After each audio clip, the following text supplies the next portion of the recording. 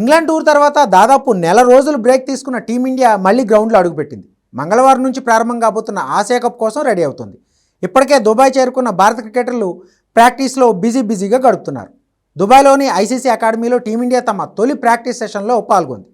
Head coach Gautam Gambhir ఆధ్వర్యంలోనే భారత ఆటగాళ్లు నెట్స్లో చెమటోడుస్తున్నారు. దీనికి సంబంధించిన వీడియోలు, ఫోటోలు సోషల్ మీడియాలో వైరల్ అవుతున్నాయి. నిజానికి బెంగళూరు బీసీసీఐ సెంటర్ ఆఫ్ ఎక్సలెన్సీలో ట్రైనింగ్ శిబిరాన్ని ఏర్పాటు చేస్తారని మొదట వార్తలు వచ్చాయి. కానీ యూఏఈ పరిస్థితులను అలవాటు పడేందుకు అక్కడికే వెళ్ళి ట్రైనింగ్ క్యాంపును ఏర్పాటు చేసుకోవాలని టీం మేనేజ్మెంట్ నిర్ణయించింది.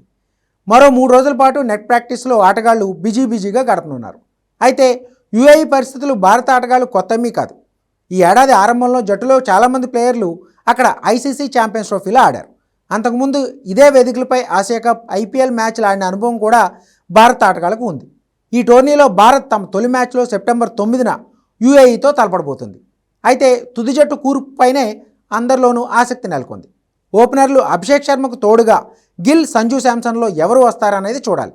అలాగే తుది జట్టులో ఎంతమంది స్పిన్నర్లు ఉంటారు, పేసర్లో ఎవరికి చోటు దక్కుతుందనేది ఇప్పుడు ఇంట్రెస్టింగ్గా మారింది.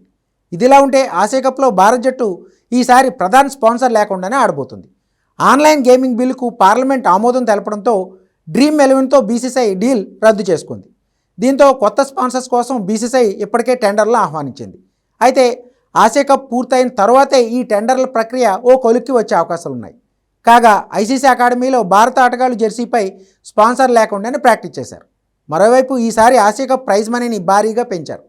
టీ20 ఫార్మేట్లో జరిగిన 2022 ఎడిషన్లో శ్రీలంకకు దాదాపు 1.6 కోట్ల ప్రైజ్ మనీ దక్కింది. అయితే ఈసారి టైటిల్ గెలిచే జట్టుకు 2.6 కోట్లు లభించనుంది. రన్నరప్గా నిలిచే జట్టు 1.3 కోట్లు, 3, 4 స్థానాల్లో నిలిచే జట్లు వరుసగా 80 లక్షలు, 60 లక్షలు అందుకోబోతున్నాయి.